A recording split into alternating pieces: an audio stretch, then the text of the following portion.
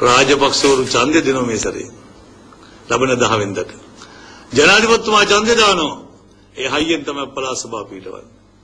මේක ඓතිහාසික කාරණයක්.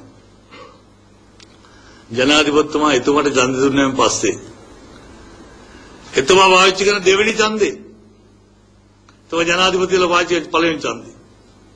පාවිච්චි කරන්නේ මාව මහමති කරන්නේ කියලා මම විශ්වාසයෙන් කියනවා. එතුමාගේ නාඩි වැඩන විදිහ අපි දන්නවා. එතුමා වැඩ කරන විදිහ දන්නවා. මාධ්‍යවේදීන් 3-4 දෙනෙක් නොදැනගත්තට ගෞරවනීය මාධ්‍යවේදීන් දන්නවා. ආයුධ සන්නද්ධ නායකයෙක් අද ජනාධිපතිතුමාගේ නැගිනට පාලනය කරනවා.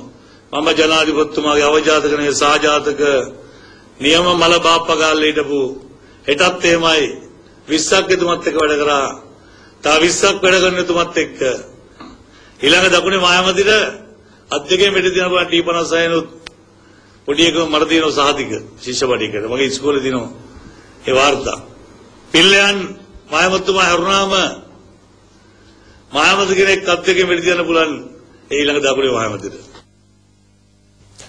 පොලිසිය පිළිබඳව මුතුහෙට්ටිගම මහතා මෙහිදී අදහස් පළ කළා.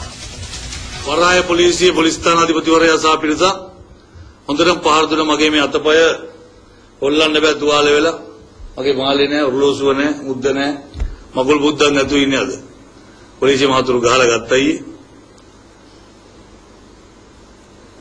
තව නැති වෙච්ච දේවල් ගොඩක් තියෙනවා මම ඒව මාධ්‍යයට ප්‍රකාශ කරන්න කැමති නෑ මම පොලිස්පතිතුමාට අද උදේ ජාතිය අමතලා සිංහල භාෂාවෙන් කිව්වා පොලිස්පතිතුමා UMP කාරයෙක්